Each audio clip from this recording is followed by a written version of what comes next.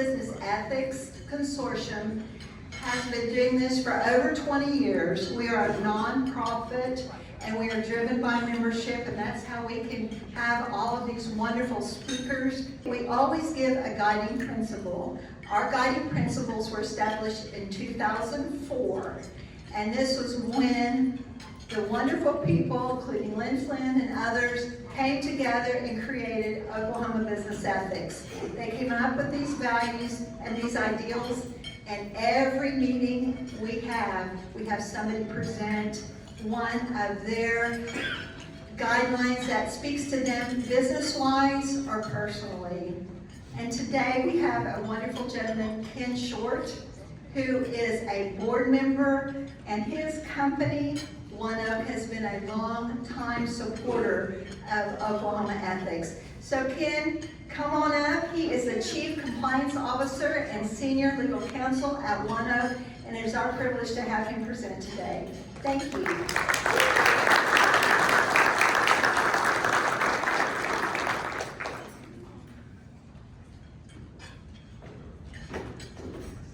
Good morning, everybody. Raise your hand if you're excited about baseball opening day today. Okay, I've got a few. Raise your hand if you just now found out that today is baseball. Okay, I figured. This morning I'm going to talk about baseball, but really I'm talking about the OK Ethics guiding principle of dependability. In baseball, you can't win a championship in March or April. It's a 162-game season. It's full of slumps, errors, injuries, and bad luck. To make it to October, you have to rely on dependability and consistency. For instance, while home runs are exciting and make the highlight reel, pennants are built on consistent fundamentals and trust between teammates. It's the same way with ethics. An ethical culture can't just be built on a code of conduct or one annual compliance training.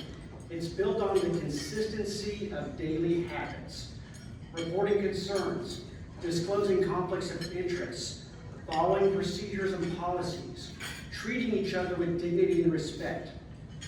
These are the base hits that produce a winning season and an ethical culture. In baseball, every player has a role. Pitchers don't typically turn double plays. Catchers don't run the outfield. Teams succeed because everybody understands their position and they play it well. The same is true in ethics. Senior leaders set the tone. Supervisors reinforce those expectations. Employees model ethics in action. Finally, baseball teaches patience and discipline. Even the very best players only get on base about a third of the time. What separates great teams from everybody else is not perfection, it's dependability. Just like a player who always shows up to batting practice, building an ethical culture requires everyone to consistently do the right thing. Each choice you make is an at-bat. Every decision is a chance to advance that runner. Every moment shapes the outcome of your season. Thank you all for playing your position and committing to dependability, because ethics isn't just one single at-bat.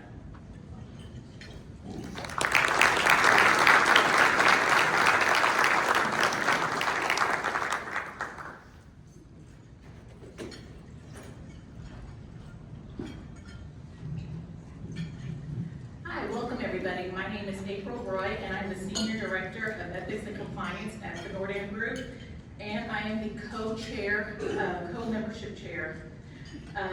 It is such a joy to have all of you here with us today. As I look around the room, it feels like spring is truly in the air, not just outside because it's going to be 90 degrees today, but within this community, because our community is thriving here at OK Ethics. We have 63 organizations, 34 nonprofits, part of our incredible membership. So with that in mind, understand that we have surpassed our budget membership revenue. So that is really great because we get to bring you wonderful speakers like the Vice Admiral today. And just keep in mind that we do appreciate and we thank you for being members and for bringing guests and for showing up and being part of these events, because without you, this community would not exist. So, with that, although the season of renewal is behind us, we do look forward to the next season, and we want to make sure that if you are not a member and would like to join, please reach out to any one of the board members or Mary. We'd be happy to talk to you about how you can be part of this wonderful community. Also keep in mind that part of your membership goes to support various actions that we do, such as our annual $500 award for our nonprofit communities, both here in Tulsa and Oklahoma City. And these luncheons where you get to connect with people that think similarly or even sometimes differently than you do, but you get to experience people that care about ethics, care about integrity, and care about this community and want to see it thrive. So with that being said, I appreciate you being here today, and I hope to see you at next month's event. And I'd like to welcome Eric to the podium.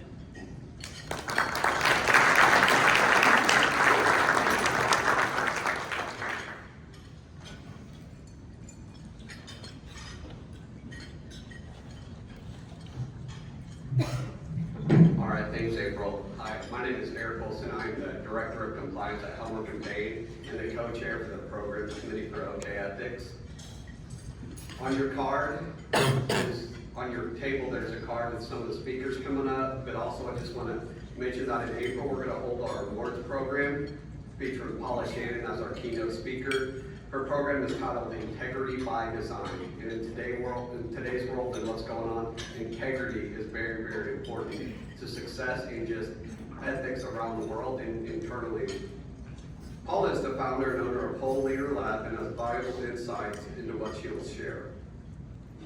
In May, Sean Copeland, Chairman and CEO of Region Bake, will present Baking on Balance. Sean will discuss Region's remarkable growth that they've had and the challenges maintaining a caring corporate culture, strong internal controls, and living out the core values amid rapid growth and change. Sean is known for his humor, his transparency, and openness. He's a popular leadership speaker who will offer insights to all of us that we can benefit off of. Coming up, and then after May, we will take a break for a few months. We'll come back in August. But we're going to have Jenny Love Meyer, who's the Chief Culture Officer and Executive Vice President with Loves. Their program will cover how an ethical culture is a strategic advantage to the organization. And last month, I teased this, and we've been teasing this for a while, but in September, we're going to have a panel of speakers from members of the Oklahoma City Thunder come and speak to OK Ethics. So many great programs ahead. As April said, membership's coming. Stick with your membership, become a member so you can enjoy these great programs we have coming ahead, and invite your coworkers and friends to attend as well. And now I'll turn it over, and then we'll have a video from Paula Shannon, who is our keynote speaker for next month. Thank you.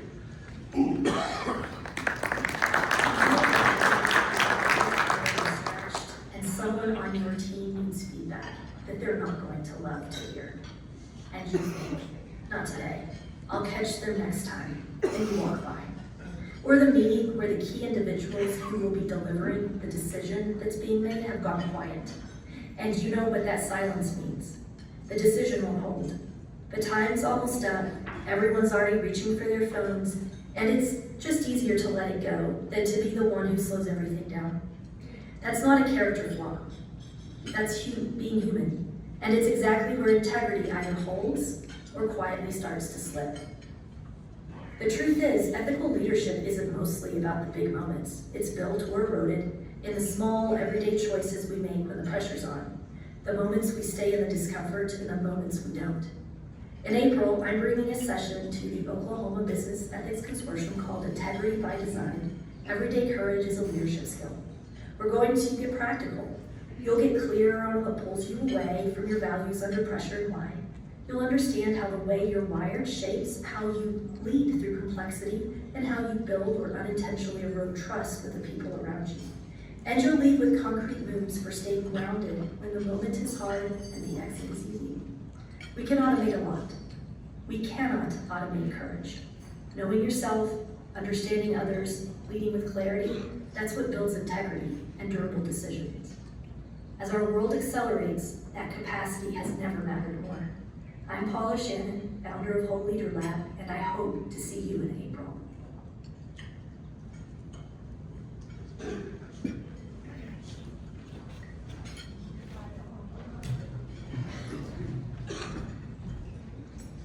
Good morning. It's still morning. We sometimes forget,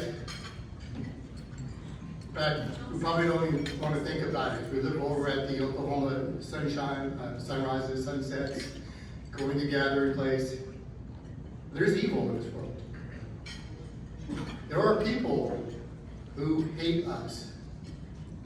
There are people who think that we're not represent the good guys, we are the bad guys, and they want to destroy us.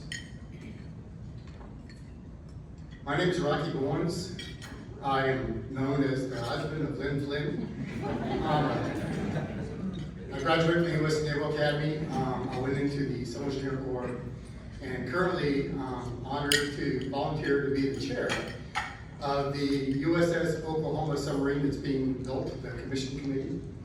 And in that process, I've been dealing with a lot of Oklahoma patriots. And I've been honored to become friends with many of them, including Vice Admiral Sean Pybus. Sean and his wife, Patty, live in Tampa, Florida, which is also my hometown after Tulsa. And I really enjoyed getting to know him. Sean grew up in Stillwater. His parents were both professors at Oklahoma State University. In fact, his dad, 96, is here. And Ms. Pybus, would you raise your hand?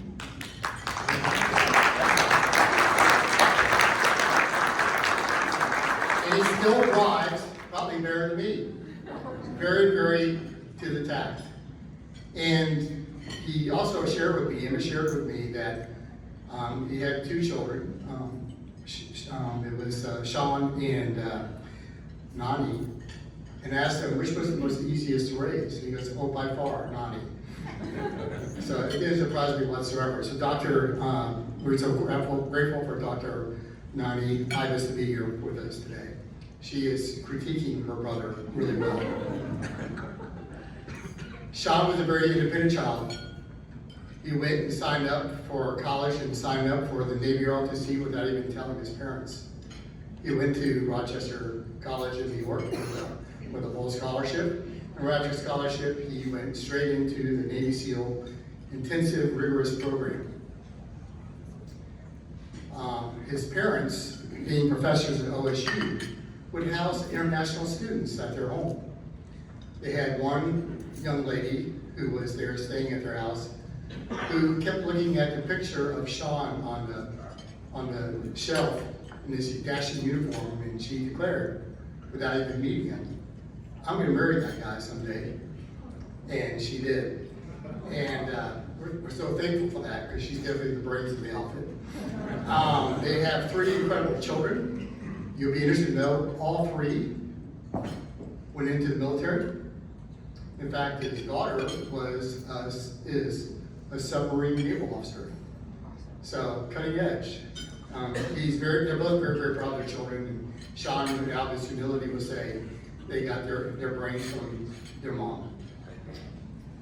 So Sean went into the Bud School and to the SEAL Training School. He went to the Philippines, and then in 1984, he was assigned to a special group that was kind of hidden, which we now know as SEAL Team 6.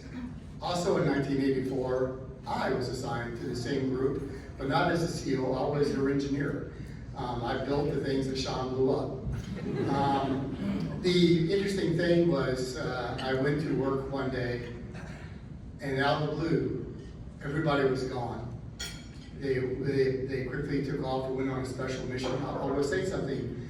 As a Naval Academy grad, we all had discipline, cut hair, and everything else. SEAL Team 6, their hair's down to their shoulders. They have beards, mustaches. they're there to blend in the crowd. Then when needed, they go out of the crowd and do their mission. Of course, there was one person who was maybe follically challenged. He ended up becoming a vice admiral. Sean led that charge, and I'll let him share a little bit about what happened at that time. But his star started to rise at that time because the Navy and the country recognized his unique and special leadership.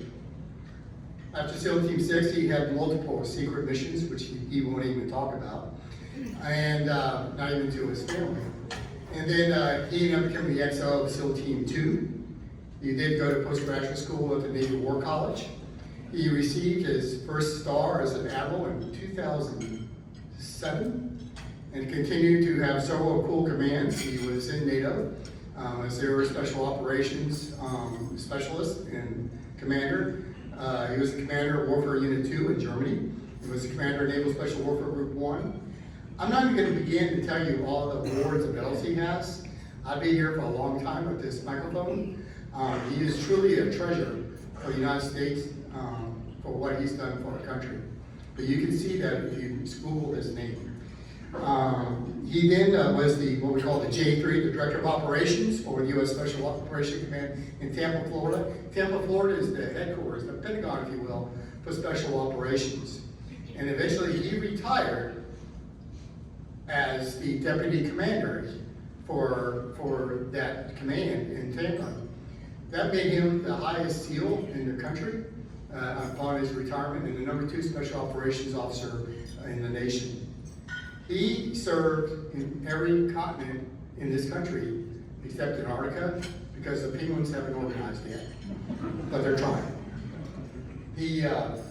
Sean would tell you, in his 34 years in the Navy, of which 14 years he was commanding a unit or another command as a commanding officer, he would tell you the greatest privilege of being in the naval career was working with America's finest military leaders and the superb men and women of the armed forces. Each badge that he looks like on his shoulders and his chest represents amazing teams, amazing organizations that do things that you would not want to do, but have to do to protect our country. I met Sean over a year ago at a Starbucks in Tampa. I don't think he's ever been to a Starbucks before. It was kind of a hoot. And as we're talking in the middle of the store, I kind of noticed the men of the store were kind of moving in on us, wanting to listen in on the sea stories. He's fun listening to what he has to say, and you're going to enjoy him greatly. And it was interesting that he shared with me that one of the non-for-profits that he is with and helped organize is a group called Gray Bull Rescue. Not too long ago, when we abandoned Afghanistan, we left a lot of friends behind. When we go to a hostile country, we have the locals that help us, that lead us through the mountains, through the trails, through operations. And in doing so, we promised them that we will protect them. As a country, we didn't honor that, and we left them. And so the special operations officers knew this was not a good deal. They felt that they needed to do something. So Great Bull Rescue was formed. Sean is one of the key leaders of the board of directors. And they went in and rescued quietly all of our friends in Afghanistan. As of last week, they just got back yesterday from Israel. I think it was their 809th mission of rescuing people, thousands of people. In fact, not too long ago when Iran and Israel were shooting missiles at each other for the first time, our senior pastor was there with a group of 44 people touring Israel and was stuck there. And I was seeing some emails going back and forth where they were thinking about getting in a bus and heading to Egypt.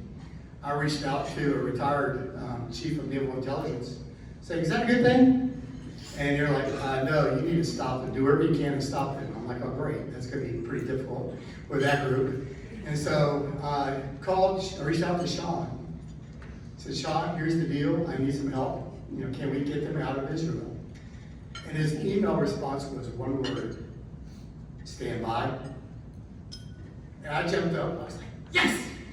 And it's like, all you said was stand by. It's like, I know Sean well enough to know that we said stand by means who's gonna handle it. And he did.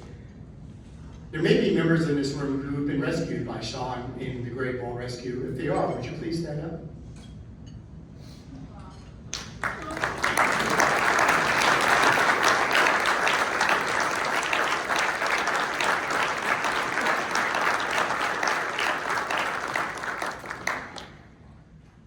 That's just a sampling of all the people that have been rescued and saved by Sean in his career and with what he's doing outside of the Navy career. So thank you, Sean. So with that, you're gonna enjoy this. I'd like you to lean in and really listen to what he has to say. He's gonna have some goals for you. And I will share with you one word: stand by. How's that one, Sean?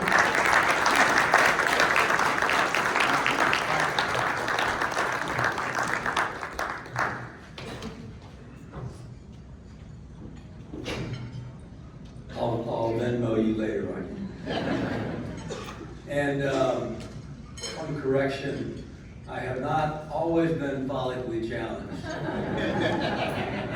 I could blend in back in the day in my youth. It's a real pleasure to be here. And I and my family have been so very well hosted by this ethics group. Mary, where are you? And I've been emailing and otherwise coordinating with Mary for the better part of a year now, and certainly as well as Rocky and Lynn. So that's a great pleasure. I was supposed to speak with you last fall, and other things got in the way. I think today, with everything that's transpired militarily since January, probably more or a richer topic of discussion today. So I think that's probably going to work out. So it's a pleasure to be here, pleasure to come back home for me to Stillwater, which I consider to be my home, although I live in Tampa. Tampa is, as Rocky said, for your U.S. Special Operations, that's our Pentagon. We have a 4-star commander. It rotates between admirals and generals, but it is Special Operations, and I can't say that I've had the distinct pleasure, but I've been assigned there 3 different times in my career. And again, great men and women there. I retired there, we stayed there. But as you can see, 1979, I went through training and joined up to the Navy as a young officer. In 1979, the Soviets, then the Soviet Union, rolled into Afghanistan. The first Ayatollah took our embassy in Tehran with 52 hostages. In 1983, we had the Marine barracks bombing in Lebanon. The war on terror actually began in 1977 when terrorists killed Israeli athletes in Munich, and that caused the startup of 2 very special units in your military, one being the Army unit for counterterror. And then the Navy made a case to have a similar unit, and their justification was, what if terrorists ever take a cruise ship or a tanker? How do we get that back? Because we know the Army can't swim. So the Navy said, yeah, we're gonna establish a unit, and it is the unit that Rocky and I both served in. Meaning to say that I've seen quite a bit between 1979 up to current day. The way of war has changed. Your ethics remain very much center and for the most part unchanging, but there are different kinds of challenges now. I stayed in Tampa, and so I still work projects with the Special Operations Command. One of those in 2017, 2018 was centered around ethics and behaviors, mostly misbehaviors. And the challenge was, how do we bring a force that's very tired, has been fighting every day since 2001, a lot of that independently, and so you get into situations where you don't have very senior leadership in your business. Are you going to make the right or wrong decisions? In any case, we had a project called a comprehensive review, and we interviewed literally everyone in our community, which is several thousand folks, about their view of how the force is doing and what we need to do to correct things. So this is a rich topic for me. But as I imply, it's kind of changed over time, which brings us to current day. Whether you support our actions against Iran today or not, it's hard not to believe that Iran has been the sponsor of, the world's most prevalent sponsor of terrorism for a long, long time. And so I will be a Navy guy. I will share, I hope to be a very short sea story with you. It's somewhat off topic, but it's relevant to today. So I'm at this special unit, growing my hair long. I'm fairly young, I'm 27, 28, but I'm given command of one of the three, what we call squadrons for action to counter any maritime terror. And we never thought that somebody would be stupid enough to take a cruise ship. And when you're in the counter-terror business, most of the scenarios end with the terrorists lose their life because they're holding hostages. You've got to deal with them very quickly. They're likely not going to survive an encounter with the U.S. Special Operations Counter-Terror Forces. So we just didn't think it was going to happen. So in 1985, in the fall of 85, indeed, 4 Palestinian terrorists took a cruise ship called the Achille Lauro in the eastern Mediterranean. And we were ecstatic. This is us. This is in our sweet spot. The entire team, and so the team travels around the country and sometimes overseas to do training and schooling, and but we find out on CNN back in the day, hey, these guys have taken this cruise ship. So wherever we were, we packed our bags very quickly. And I've got a team, so we load up and we all make our way to an island in the eastern Mediterranean very quickly. And there's strategic airlift that's always on call to do these types of things very quickly. And we're prepackaged, we have prepackaged, weapons and transportation, and it all flies out there. And my team is kind of in a dispersed state, so we're the last to arrive in this island. But within 48 hours, we're ready to go onto helicopters to land on this ship and do our business. And we've gotten the ship plans from the Italians, they've given us the Achille Lauro plan, so by deck we've got assignments. We're literally walking onto our helicopters in that 48-hour, the evening of that second day. And my captain says, stop, it's called off. They surrendered the ship in Alexandria, Egypt. And indeed, that was the case. So we're like, we were really depressed. We hadn't slept for 2.5 days and were jacked up, and then we were told, no, it's not going to happen. They turned it in. And then, so we go back and begin to pack our things up, and my captain says, Pybus, you're going to be one of the first teams back to Virginia, giving you a big aircraft for your team, and there'll be another aircraft flying with you that'll carry 2 Army helicopters, because helicopters can fold up and they go with us on strategic aircraft. So I'm going to have a second aircraft carrying 2 helicopters. So sure enough, so we get a little bit of sleep, not very much, but next day get on our 2 planes, and we go to Sigonella, Sicily, to get our last pump of gas to go back to Virginia Beach. Sigonella is a U.S. base, it still is, but we share it with the Italians. There is a Italian side and there's a U.S. side, so we're still there. We land, we get our gas. I'm a young lieutenant, but I'm in charge. And so it's dusk of this now 3rd day of the thing, and I'm the last guy literally climbing up into the plane to close the door to fly home. And a guy comes out of the hangar, it's one of our uniform guys on a radio duty. He says, hey, Lieutenant Pybus, the boss wants you on the phone, on the radio. It's okay, I run back to the hangar, and it's my 2-star general in charge of this entire operation. A guy named Steiner, Major General at the time, but he's in charge of Joint Special Operations, and he's from Tennessee. Lieutenant Pybus, here's what I need you to do. We've discovered that these hijackers are on an Egyptian Air commercial airplane, Egypt Air, 737. They've just left Egypt, they're flying to Tunisia. You know, Yasser Arafat, who was the head of the Palestinian Authority at the time, he's on that plane because he's proud, these are kind of his guys.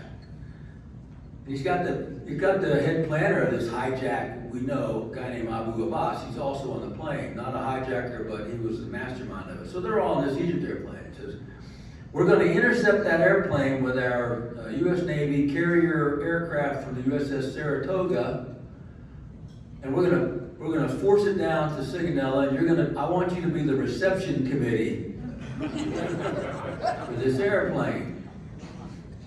I said, okay, yes, sir. That's a good thing, you know. And I said, well, all right, sir, when's this gonna happen? He says, in about an hour. Yes, sir. You know, what else can I say? Yes, sir. He said, and then he said, okay, you know, keep me posted. So I run back to the airplane.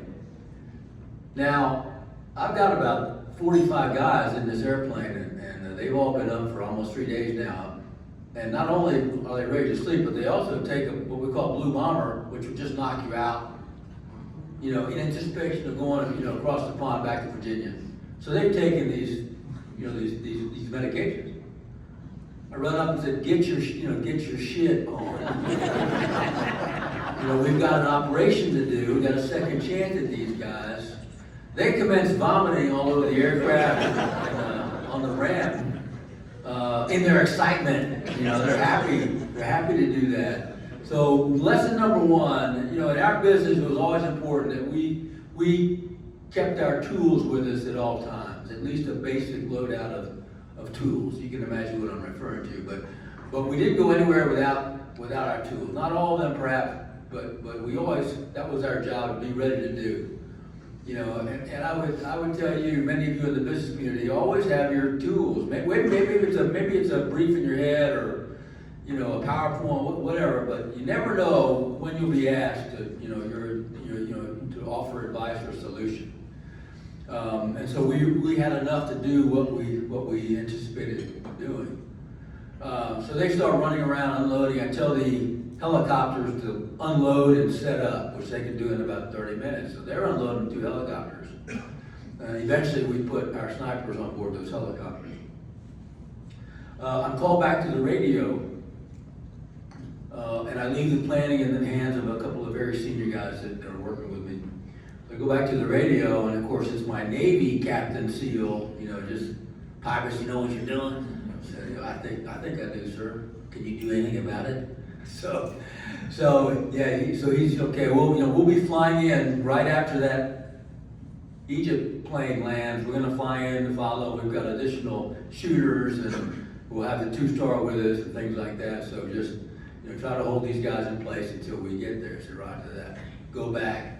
Monitor planning. I'm called back to the radio very quickly, and it's a Marine Lieutenant Colonel from the White House, and his name is Oliver North, and he goes, I'm Reagan's security advisor, and you know, we've got this intelligence from our Israeli allies that these 4 guys were put on a commercial aircraft to fly to Tunisia. And basically, they intend to celebrate in Tunisia at Yasser Arafat's summer home.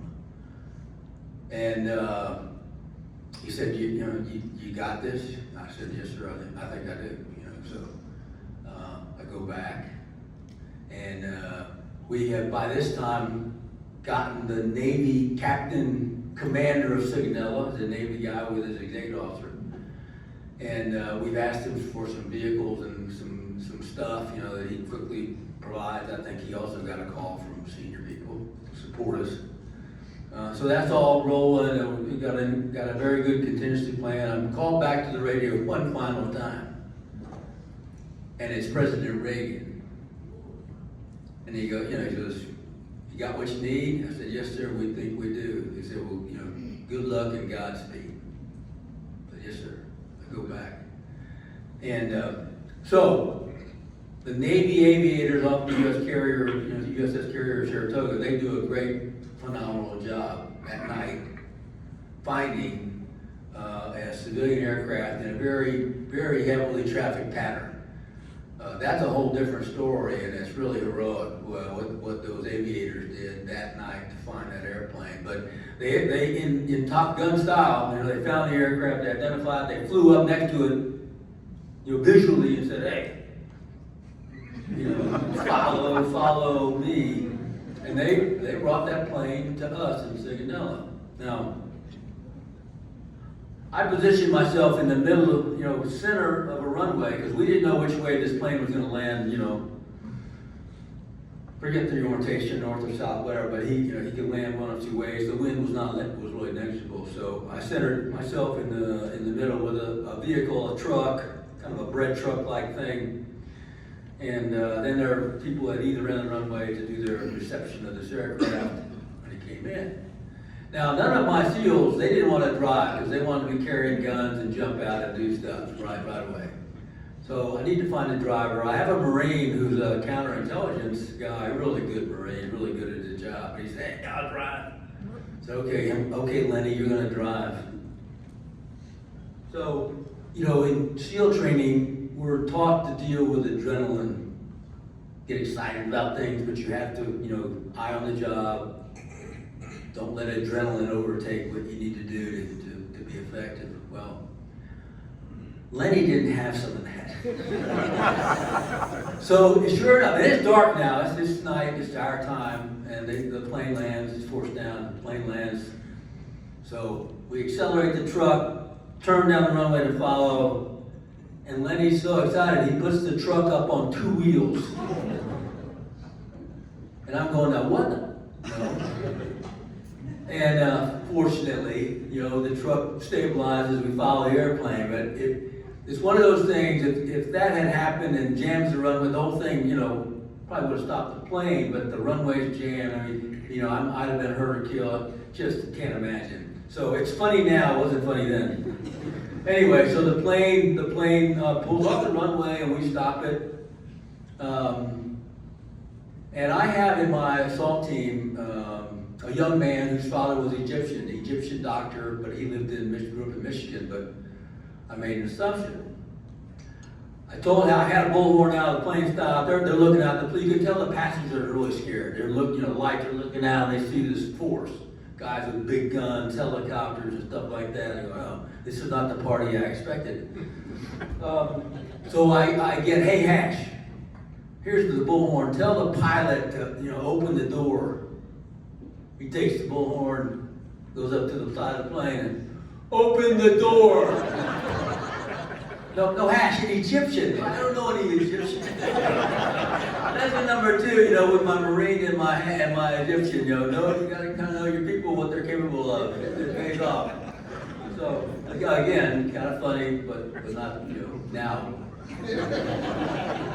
Anyway, kind of to make it short, come to the end of the story. We stopped that plane. We surrounded. It turns out that the pilots were talking to the Italians, and unknown to us in the tower, they were having a dialogue. So the pilots knew what was going on the ground. They pulled the plane kind of onto the Italian side of the field, purposefully, because then the Carabinieri showed up. We're at a standstill, but my boss and 2-star, they land, so they're going to begin negotiating. But the Carabinieri begin to show up, and when they have enough numbers, they go inside our perimeter and turn their weapons, toward us, in a very tense situation. I've got a bunch of killers, and they don't like some younger cops turn around and like, hey, this plane is ours. You're on our turf, But kept our cool, well trained, well disciplined in the moment. So very, very proud, but a very tense situation.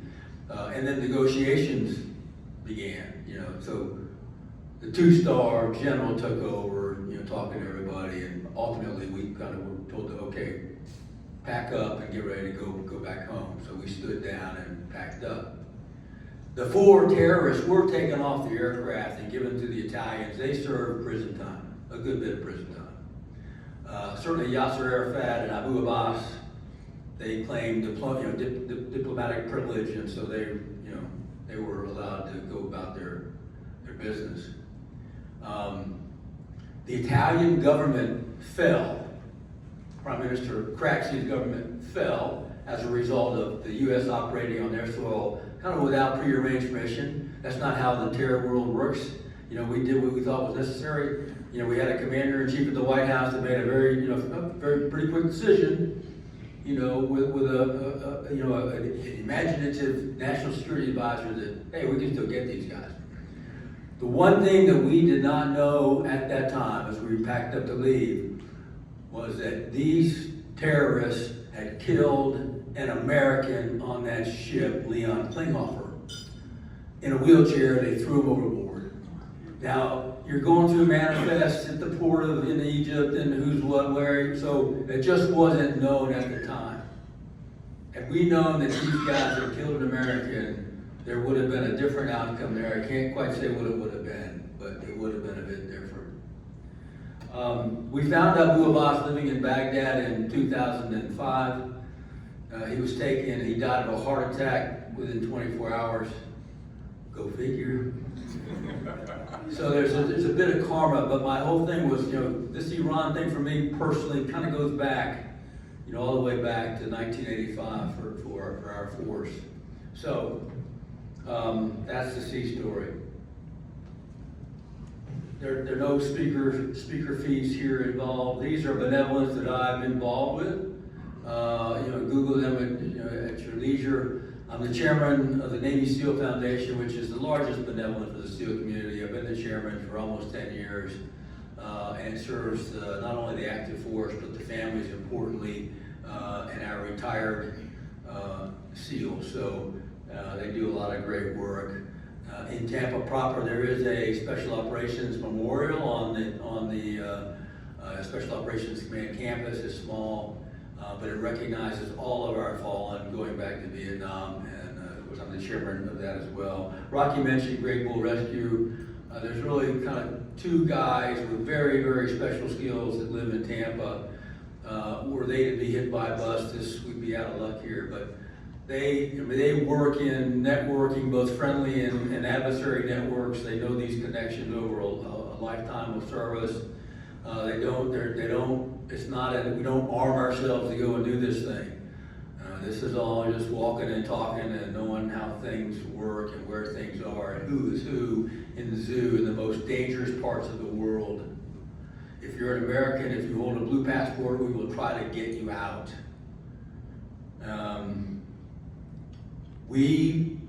Grey Bull, this small team, brought out Miss Machado, who had won the Nobel Peace Prize from Venezuela. We got her out of Venezuela, under duress. They did not want to let her go. They didn't know where she was. We did, and we got her out of there. So she went to Norway to accept her prize. And I suspect she'll play a role in Venezuelan politics going forward. So a very righteous mission for me to advise Brian Stern on that, and of course the USS Oklahoma commissioning. That's how Rocky and I first got connected up. So very proud and happy to be involved in that effort.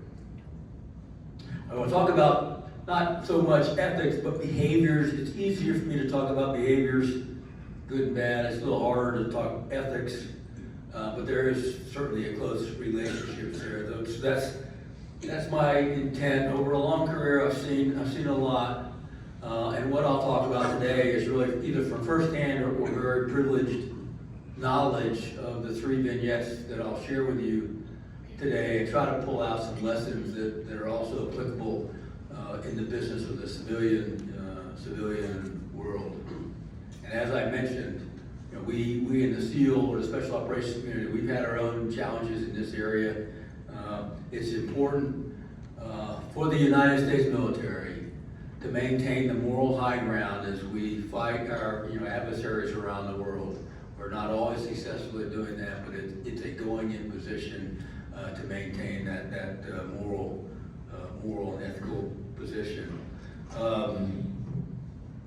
Love and war, we're really talking about war here and environments that are very much under pressure, under duress. Often young men and women are left with life and death decisions. And it could cause them to make decisions that they wouldn't otherwise make. So that's got to be monitored anticipated, talked about, trained for very, very carefully. But when a nation goes to war, the intent is to win. So is that win at any cost? What's the cost? You know, when you go into combat, you're likely going to inflict harm on the enemy, maybe death. But as a warrior, as part of an armed service, that's what you're expected to do. So I'll talk about context today, but behavior for a military member in conflict is going to be different. The rule set will be different than your behavior as a business professional or a civilian. If I was in uniform, I could violate one of these commandments and be right, you know, by doing that. And that is, thou shalt not kill.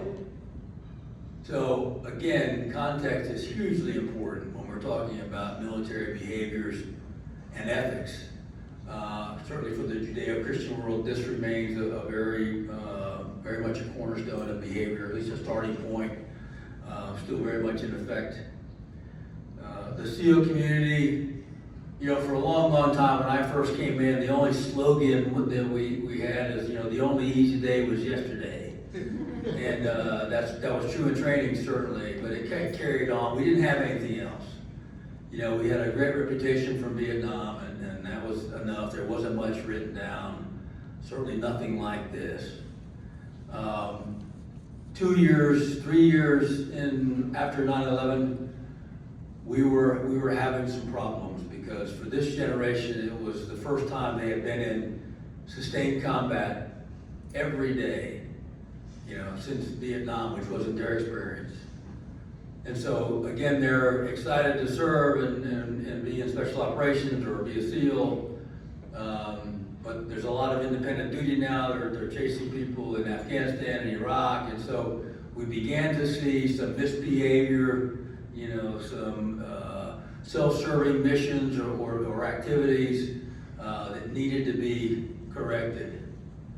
And in 2006, we selected 30 of our most capable leaders, mid and senior level, and we put them on an island off the coast of California where we trained, and we told them, don't come back from the island until you have something like this. We need a rule set. And, you know, within 30 days, after about 10 different manifestations of an ethos, this is what this is what they brought back from the island, and we've kept it ever since. It's not a legal document, but we found that it is, you know, appropriate to be talked about if a young man or SEAL is in front of you for discipline. We use this, you know, you violated part of our ethos, our rule set here. And so it's almost as good as a legal document if you're you know, bringing somebody in front of you for discipline. But otherwise, it really serves, you know, as something that's part of our force now. We read this at SEAL graduations, at team commissionings. It's just something that we do. And the reason that it sticks, you know, is because those 30 guys on the island, you know, this thing came up from the bottom and it was agreed to by the top. And so the entire organization thinks that, you know, this is theirs. There's ownership here. If your CEO wants to write an ethos and he publishes it, you know, chances are it's not going to stick. It's got to come from the organization. It's got to have buy-in if you expect it to have longevity. And so for us, this has served us well without much modification over time. So very, very proud of that. It was necessary. It's not a fix-all. We've still got problems, but this keeps us better than we were for sure. I talked about context for this military as opposed to civilian or business behavior.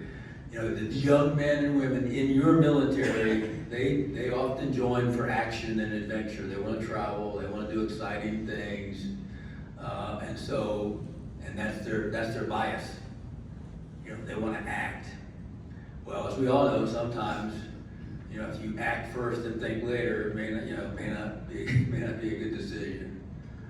But it's important to know that's why they join, and they get excited, and they might be doing some things that ethically aren't centered as well as they should be. But keep in mind where they're coming from and why they're in the force, and then try to make adjustments. And then you want to accomplish the mission.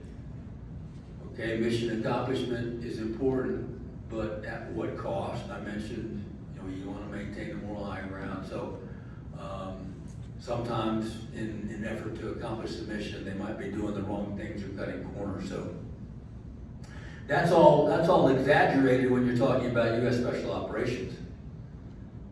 These guys absolutely join our community for action, kinetic action. And I don't want to paint a picture that they're out of control. These are professionals, but they want the action. For special operations, mission success is extremely important. When you're applying your Deltas or your Rangers or your SEALs, it's almost always on some strategic mission at a higher level. And so the definition of a special operation is a specially selected force with special intelligence on a target or an objective, with special training and special equipment. And so if you want to get something done, great, these guys will probably get it done for you. But if it's under extremely demanding circumstances, and often it is, corners might be cut or some things might be done on the objective that typically you wouldn't be doing. So again, this context, and when you're talking about special operations and mission accomplishment, by the way, for special operations, that's expected. But if a mission is not accomplished, that's a real bummer. And our success rate on missions for special operations is extremely high. So no special operator wants to fail on a mission. And again, so sometimes they might be led to do things that they otherwise would not. So how do we put up guardrails to affect that? We do select our people for special operations. There's a SEAL process that's pretty rigorous. We interview, we go through physical and mental training and challenges. So we feel pretty good about that. We've since instituted a better program to provide education and training at all levels, both enlisted and officer levels of training throughout their career. They get injected every couple of years with reinforcing ethical behavior and other opportunities, leadership lessons. We do a much better job in that. We've invested more to stay in touch with them. The military has its own legal code, Uniform Code of Military Justice. Was a commanding officer for a large number of years, very privileged. But as a commanding officer with UCMJ, I could be judge and jury without many rules of evidence as I applied justice to a young man or woman, or a man or woman, not necessarily young. So we do have, the military's got a special law that can reinforce, good behavior. And I talked about our SEAL ethos. The Rangers have their creed. All of our units have a creed or a code now. And so it's been very helpful. I'll go through some vignettes here. Lone Survivor, 2004, Afghanistan, a 4-man element was discovered, overrun. There was only one survivor, a Texan, Marcus Luttrell, came out of there several days later under the protection of an Afghan chieftain, and we found out where Marcus was when we brought him out. There was a rescue helicopter sent in to get these guys while they were under fire, and it was shot down. And so the total loss of life on Lone Survivor, Red Wings, was 19. Army helicopter crewmen and Navy SEALs. Very, very high cost. And I'm not here to relitigate anything. All these vignettes, they've all been reviewed very closely, and if justice was involved, it's been administered. So I'm not here to litigate. I'm not a character or witness here. But in this particular, and this young lieutenant in charge of this recon mission in a very dangerous part of Afghanistan is Michael Murphy, who got the Medal of Honor, trying to radio help under fire, and very heroic young man, and very, very good. But I sent these guys to Afghanistan. I sent this SEAL platoon. I was a senior officer in the Middle East, working from headquarters in Bahrain. I sent SEALs either to Afghanistan or Iraq. I kind of divided them up, and we're going here and doing this. So I sent these kids, I knew these kids, I sent them to Afghanistan where they come underneath their own, an Afghan command and control structure I was not in charge of, a part of. My point here was that this particular SEAL platoon, under the command of young Michael Murphy, a senior lieutenant was supposed to be in charge of this platoon. They were based in Hawaii before they got to Bahrain, but this young man cut his own side deal with his commanding officer in Hawaii and then with some guys in Iraq to go right into Iraq and be an ops officer, because quite honestly, I think he thought that that was a sexier deal. He was otherwise going to come to Bahrain like Michael Murphy did and do some work locally with our Gulf allies before going into combat. So this senior lieutenant was not, he didn't want to be doing that. I think he wanted to get action right away and probably, advance, promote from that, and that was his calculus. But he didn't share that with me, because I would never have agreed to it. It's like you sending a talented team to service a customer, but then you take the leader, to do other things, and the customer is left with, well, this is not what we talked about. That's kind of what the situation this was. Now, I didn't have much recourse. I chewed out the guys in Hawaii and the guys in Iraq that gave this lieutenant the job, because otherwise I would have had a senior, experienced lieutenant in charge of this platoon. Michael Murphy was a junior guy, great kid, but just didn't have the experience. And I contend that in Afghanistan, they probably would not have done that mission if they had a more senior guy with experience who would have said, you know what, that's too dangerous, and it would have been planned better. 19 people lost their life there. And this is, the vignette for me is this is self-over-service, a decision, maybe, selfishly to see action, get promoted, or better report. So I've never been very happy about this. But again, not to denigrate, Michael did a great job as a young guy, but I just don't think they would have been doing that mission there. The picture there is the infamous Coldplay concert. And I just wonder what the autopsy is on that. Was he taking advantage of his position as a CEO? Did she want a career climb, and or was it romance? I mean, I just don't know. But again, this point is self versus service. The organization. Huge reputational damage was done by that. So I really just don't know. But my point is this self over service thing. In combat. In this case, it cost a lot of lives. Unfortunately, in the other, it did not, but it did ruin some companies and probably some relationships there. Tango, Niger, Africa. Maybe you've never heard of it. It's kind of off the main drag for combat for the United States. These are Green Beret sent to Africa. They would have rather been in Iraq or Afghanistan. Again, where the chances of combat were much higher, and more recognizable on a fitness report. What did you contribute to the war? Well, they don't want to say I was sitting in Niger behind a compound training African soldiers, because that was really what they were there for. Okay, so I can say that they probably weren't happy to be there, but there they go and they serve. But they really weren't supposed to go what we call outside the wire. Their mission was training.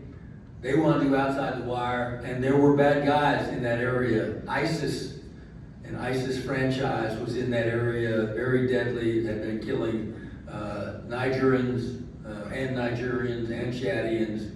And so, these Green Beret knew that there were bad guys out there.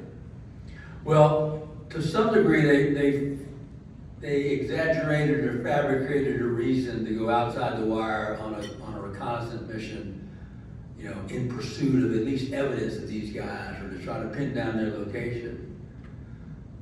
So the process by which you put a report up to say, hey, I need to go and do this or that was somewhat corrupt. It got kind of rubber stamped. Okay, yeah, everybody blink, yeah, go outside the wire, go get some, good luck, hope you find the enemy. Well, they did. They got ambushed, and 3 Green Beret and an Army technician supporting them lost their lives. 4 Nigerian officers, military men lost their lives. And they really shouldn't have been out there doing that. But this, fear of missing out, they wanted to, they'd rather have been somewhere else. They wanted to do other things. Their leadership in North Carolina really wasn't paying attention to them. That wasn't their bag. They were looking at Afghanistan and Iraq, and so there was a lack of leadership given to that group as to what they were doing, and so the process by which you approve missions somewhat got corrupted, and it cost them their lives. This is a long time in review and litigation, between Special Operations Command, the Army, Army Special Operations, and quite frankly, General Mattis, who was the SecDef at the time. So anyway, that was looked at. My picture there is ICE. Imagine that to be in Minneapolis. It's apolitical. But ICE, they're not supported well. But on the other hand, why do you don't poke the bear? I mean, use your brain and have a little, read the room a little better. And if make sure your processes are legitimate. What you're doing is you can justify it, and it's the right, it's on mission, on target. And so I'm really, it's not a perfect fit there, but that hasn't gone well for ICE, quite honestly. It's a big black eye for them, reputation of what's been done there. And I think some of that is because they've probably been doing some things that the payoff just wasn't worth the squeeze. Okay. And then my last thing, Chief Eddie Gallagher, SEAL, longtime SEAL. He's what I call the old school SEAL. I gave him 2 Bronze Stars as a Commodore and then an Admiral. I was in charge of the SEAL community for 2 years, so I signed 1,000 Bronze Stars and other awards, for the force. But I knew Eddie, and I knew him by reputation. He's in Iraq with a group of young men in a SEAL platoon, and he's hard on them. That's just the way he grew up. He's hard on them. They don't necessarily like that, and that's fine. That's to be expected. But then on top of that, several of these young SEALs leveled charges against Gallagher that he killed a civilian, or more perfectly, he killed an Al-Qaeda prisoner. So they were all, brought back to the States in San Diego. Gallagher was immediately put into isolation, judicial confinement, which was quite a step. But the SEAL authorities thought that they had the evidence handed down against him based on what these young SEALs were saying. So they were convinced that Gallagher was guilty. I think he spent 5 months in isolation, which I thought to be extraordinary because, again, having dispensed justice myself, I thought that was pretty extraordinary. Like, wow, you better have some really good evidence.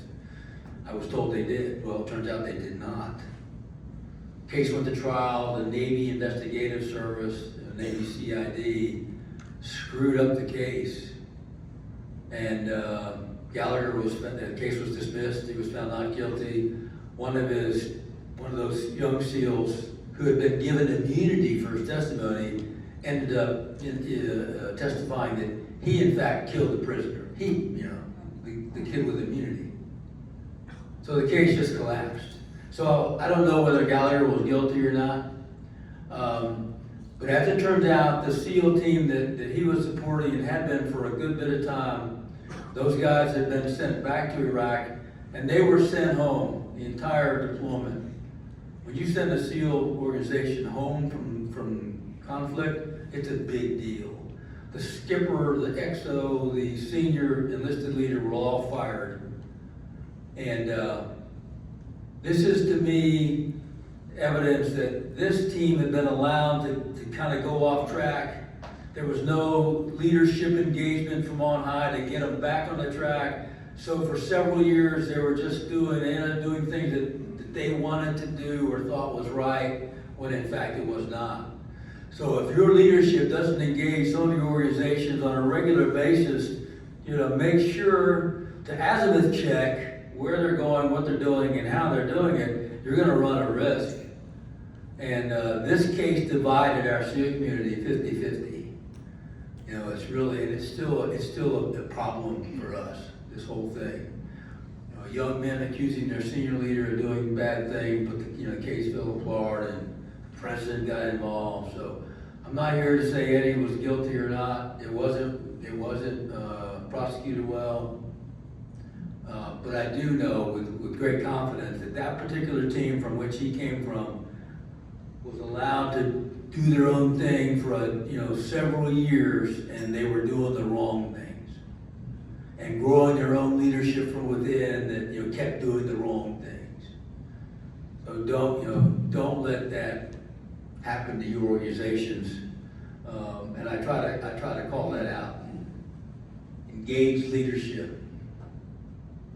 I had a Green Beret boss from Vietnam, 2-star general. He was really my hero and mentor. And he always told me, hey, Pybus, make sure that you connect with your elements at most risk around the world. Travel right away. As soon as you're given command, travel to your most dangerous places and make sure that those men and women under your charge know what they're doing, and you can hear them out what their problems are, but you make sure you're engaged and understand what's going on. That didn't happen in Niger. And so I found that to be really good advice. Go see your people, make sure they understand what your directions are, and you hear what their concerns are to get the job done in the right way. Incentives for career incentives. The wars in Iraq and Afghanistan made a lot of admirals and generals. Made a lot. We don't need that many. That's what, again, we joined for that action, adventure, promotion. And so if that's really kind of unchecked, these things can go on. These are, what they call the forever wars. That's a real problem. It's a real danger. So your incentives have to be lined up to accomplish the mission, and not the self-over service dynamic that we've seen come up now and again. And I think as Ken was implying, this behavior is a team sport. Your friends can kind of tell you, hey, you really need to do something differently here, or your leadership needs to reinforce it. But it is a team sport, and the way you train, the way you prepare, is the way you're going to behave. So these things have to be inculcated, in the beginning and along the way, as you're performing your activities. So I'll leave it with that. You've been a very good audience. I appreciate that. I'll open it up for questions until Mary tells me I gotta stop. So, questions? Okay, so with drug boats and Venezuela and Iran, you don't have questions. Okay, well I will tell you that these activities in Iran, that's really the first big artificial intelligence war. I mean, the U.S. has applied AI in a big way to select targets or deconflict aircraft and activities, actions, in a big way. And the Ukrainians, we go back to Ukraine, they're using robots to hold the line to fight. So there's what are the ethics involved with that? There's supposed to be a human in the link there, but I can tell you that sometimes there's not. And if the robot sees something move, he's going to shoot. Could be a civilian. So there's some real questions about ethical behavior and the automation of our force. It's happening. There are algorithms out there. The drug boats are really interesting for me. A lot of hue and cry we began to blow up, cocaine-laden boats. Personally, I have no problem with that. Others were saying, hey, you can't just kill people like that. Well, since 2001, 2002, drones have been killing our adversaries just like that. They're driving a truck in Yemen or Afghanistan, they're droned, end of story. But I can tell you, we've done the due diligence on those targets. We know who's bad. We follow those people sometimes for months at a time, know they're bad, and then you find a situation where there's not going to be collateral civilian casualty, and you do it. A lot of that's just not advertised, but that's exactly what's happened with the drug boats in the Caribbean. It's the same thing.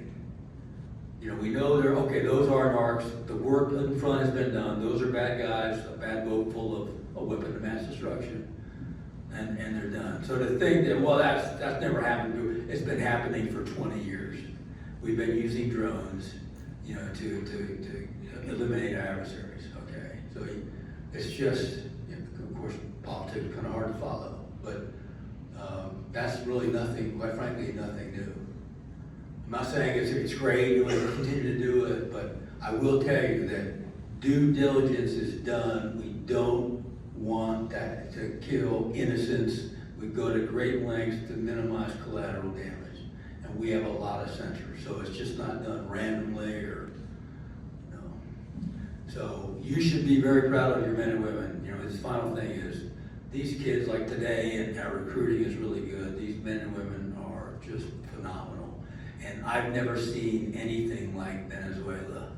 200 aircraft, you turn the lights out in the city, you spend your special operators in to get the president in his safe house, bring he and his wife out. The only casualty was a pilot who got shot in the legs and got the Medal of Honor. That's just phenomenal. You can't, I don't know how, phenomenal. And then we're watching Iran. So you should be very proud of your armed forces. Pretty sure you are. Other questions? Rocky? One of the questions from yesterday, which I thought was profound, without being political, based on your information and what you know about Iran, is it justified? Was there a threat that we needed to step in from your perspective?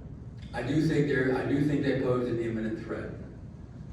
There are years of funding terror, and terror is an asymmetric assault. It does kill civilians and innocents. I'm disgusted by it. There's no question they funded a lot of that. So, I think their intention was to get nuclear weapons. Why? I think the president was justified in taking action. Now, how that manifests is open to debate, certainly. Yes, ma'am. Is there anything that you think of whenever, as employers, we can do to support the military that they're coming into the civilian world? What can we do as employers to help support them in that aspect? I never transitioned. I still wish I was doing what I done, so it's actually very hard for a lot of people, for a lot of military members looking for work, may not know what they want to do, which is really difficult to wrap your head around. I know a number of employers, have veterans programs. That's just absolutely, key to doing that. I think the hardest thing is to connect with veterans that are looking for work because they don't want to tell you they're looking for work. They're very proud. So just to discover them is really the hard thing, and to maintain contact. I think you're doing a lot. There are a lot of benevolent organizations out there. If you're supporting those, just make sure they're legitimate. I think in my last vignette with Eddie Gallagher, my picture there was Wounded Warrior. That's a phenomenal benevolent again. But they went through early, when they got all this money early on in the war, they started to throw lavish parties, and they paid themselves incredibly well. They didn't know what to do with all the donations that were being given to them. They went off the line. They were all fired, replaced. Now it's under phenomenal leadership, but that's an example of. So sorry for that sidebar, but I think the right things are out there: connectivity, communication to discover, and then opportunities. We can help, provide the opportunities, the training. Then I think that's what the right thing to do. It's needed. The biggest challenge I think for all of our veterans right now is mental health. brain health. They've done a lot over 20 years and seen a lot and been exposed to very much that you'd never want your children to see. So they have a really hard time. The CO Foundation does a lot of our resource into these areas, brain health and mental health. Thank you. Yes, ma'am. Sir. What do you think the U.S.'s current objectives in Iran are? So I do think hope is not a course of action, but there's hope that the Persians will rise up and take control of their government. That's the hope. How do you facilitate that? I just can't, I don't see us, so I need to be clear here. Boots on the ground is really implies a military presence. I don't see that happening. I do think purely conjecture on my part, you can't do a Venezuela operation without the CIA. You really couldn't do the early Iran targeting without the Mossad and the CIA. So do you consider CIA agents as boots on the ground? They're U.S. mostly, not all. But I think, and this is just conjecture, I think that right now is our boots on the ground, and that will stay that way. And they will do what they can to facilitate, the Persians to rise up, given some communications capability, some weapons capability, discreetly. So I think that's the way this thing will go. I don't have any inside knowledge, but I don't think you can do a lot of the things. We know that Mossad has played a hugely successful role in Lebanon, in Gaza, and now in Iran. To really impressive what they've done. But my question there is, are they, do they behave ethically? And the answer is, in some cases, no. They have to do things that will remain in the dark. So, but that's how I see that. I don't see U.S. boots on the ground. I think the president is showing force now, putting some troops forward. I think that's just, maybe deter the adversary there, but I don't see it. Maybe I might be wrong. I don't know. They're not asking me. So, one final question. Yes, sir. To that point, the Army just shared that they're increasing the age limit to 42 and also removing the waiver for any previous single marijuana or paraphernalia charge. What are your thoughts on that? Yeah, I saw that. I was surprised. I saw that yesterday.